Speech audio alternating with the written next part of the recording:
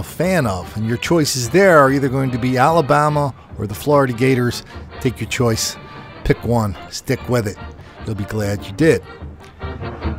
When I tell people about what SEC football is like when you're down there, they go, oh yeah, I like my Chargers, or I like my Buckeyes, or I like my Cowboys. It's nothing like that. Being a fan of an SEC team like the Gators or the Tide or LSU, that's a 12-month-a-year thing. In Alabama, they get over 100,000 people to come to their games. I'm talking about the practice game in the springtime. So they love their football there more than anything else. And I don't know any other way to get my mind around this story. Recently came out of Louisiana. A couple of the fellas who play football for Alabama were caught in a Monroe, Louisiana playground. They had pot. They were smoking pot. They had a gun visible, 2:30 a.m. They had a gun visible in the car. When they searched the car, they found a stolen gun. The district attorney said, we're not going to press charges on these two players because we don't want to ruin their lives. Let's hear from the DA. Let's hear from where other criminals are being released far before their time is through. And then I want to give you my own personal list of criminals I'd like to see released just for the hell of it. I want to emphasize once again, the main reason that I'm doing this is that I refuse to ruin the lives of two young men who have spent their adolescence and their teenage years working and sweating while we were all home under air conditioning to play football. They did it. They've been successful. I wish them well in their future endeavors, and I do not think this should be a strike against them with anyone, including Alabama or their hometown of Monroe or anything else. And therefore, I'm dismissing it. But there's a legal basis and a personal basis for this, and I'm going to take the blame.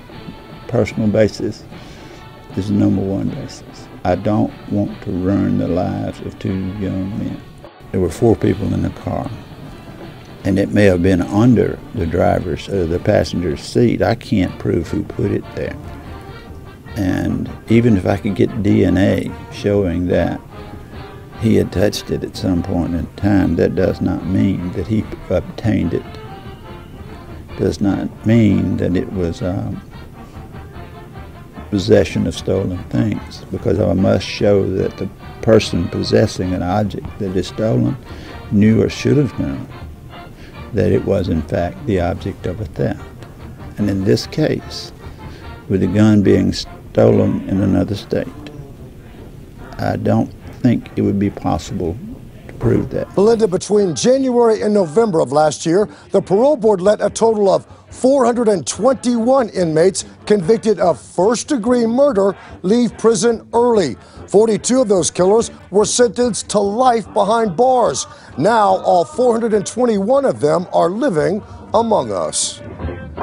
You know, I don't wish this on anybody because you almost go crazy. In 1992, Joe Nafagard became something nobody wants to be, the parent of a murdered child. He was 18 on March 11th, and they murdered him May the 31st. Russell Nafagard was Joe's youngest child. He was stabbed to death by Adam Val. Val killed the teen because he wanted his $300 necklace. I never thought that this would happen. Just last week, Nafagard and crime victims advocate Andy Kahn asked the parole board to keep Val behind bars. He was a habitual criminal before he was convicted of murdering Russell. In fact, Val was on parole when he committed the killing. If he had served maybe even half of that 8-year sentence, Joe's son Russell's alive and well today.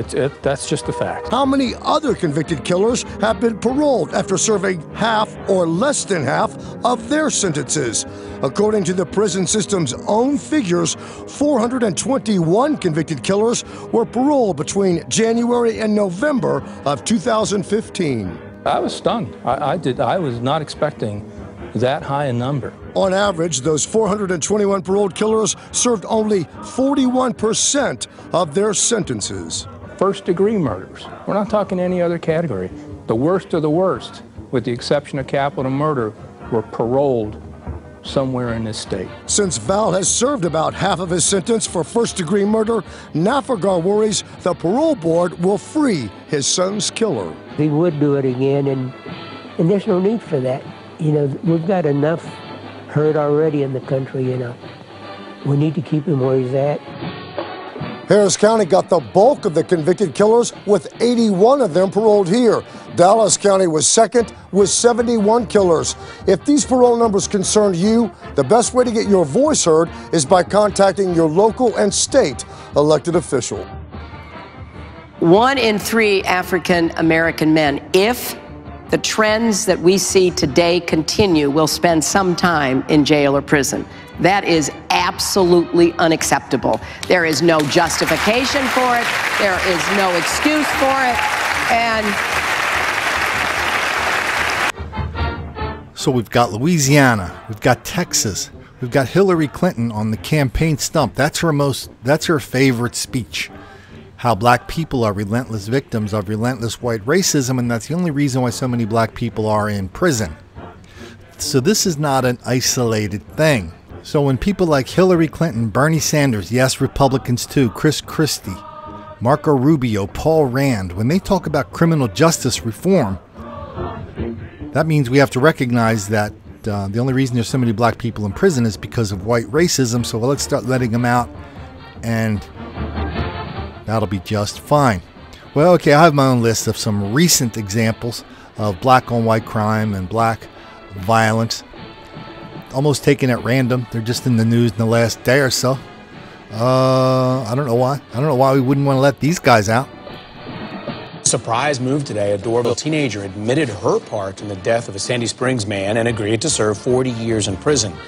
Danny Zeitz was killed during the robbery of his video game console, and Channel 2's Mike Pachinik was the only reporter in court as the teen tearfully apologized, and the victim's family had a message too. Justin, today was supposed to be the first day of Kayla Dixon's trial, but just as jury selection was to begin, she accepted that plea deal and apologized to Danny Zeitz's family. I know he had plans. I wish I could tell him I'm so sorry that this happened, but I can't. Through tears, 18-year-old Kayla Dixon expressed remorse for her part in the 2014 shooting death of semi-pro video gamer Danny Zeitz outside of his Sandy Springs apartment. I would trade anything, almost anything, to bring Daniel back, but I know I can't. Prosecutors say Dixon and her boyfriend responded to a Craigslist ad Zeitz posted to sell his PlayStation, intending to rob him. When he resisted, Dixon admits she pulled a gun from between her legs and fired off the shot that killed Zeitz. I sit in my cell every day thinking about that night. Dixon's plea means she'll spend 40 years in prison. Before sentencing, Zeitz's mother, Patty, spoke for his family. The loss of Danny has reached the depths of our hearts and souls, and the hearts and souls of thousands around the world because of his gifts of kindness and joy. Nothing can bring Danny back or take our pain and suffering away. Outside of court, the Zeitzes told me they can accept Dixon's apology. I hope it stays with her and she becomes a better person and able to contribute, when she finally does get out. A trial for the co-defendant in this case, Nathaniel Vivian, is scheduled for later this summer. Auburn Hills police are working to track down a couple of crooks wanted for a gas station burglary. They smashed their way into a Sunoco on the 2800 block of Auburn Road using a hammer to shatter the glass. After getting inside, at least one of the men rips the cash register right off the counter. Police rushed to the scene after the alarm went off, but the suspects got away.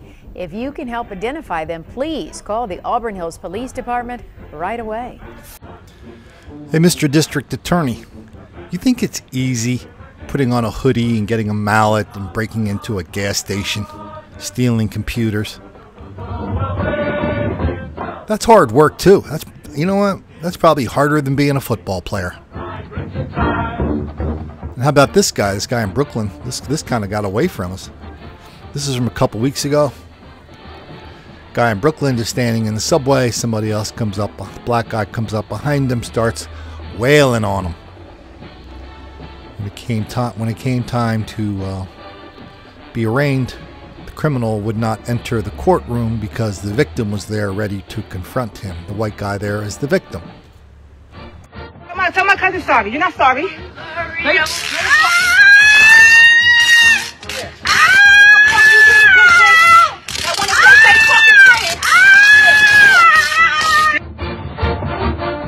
Tell my cousin sorry. You're not sorry. Hey.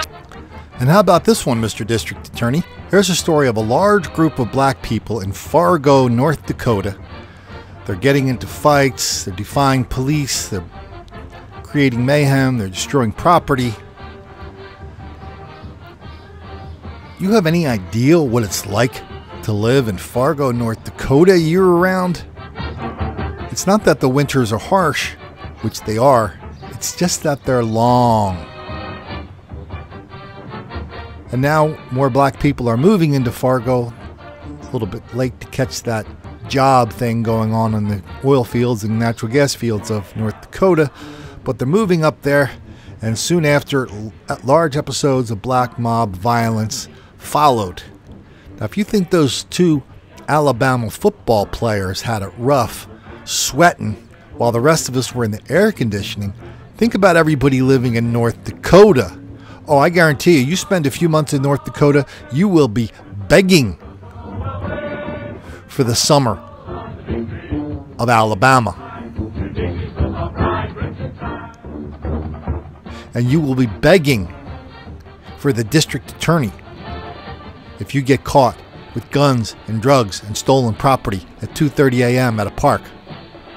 You'll be begging for the district attorney to remember one thing. Don't make the black kids angry.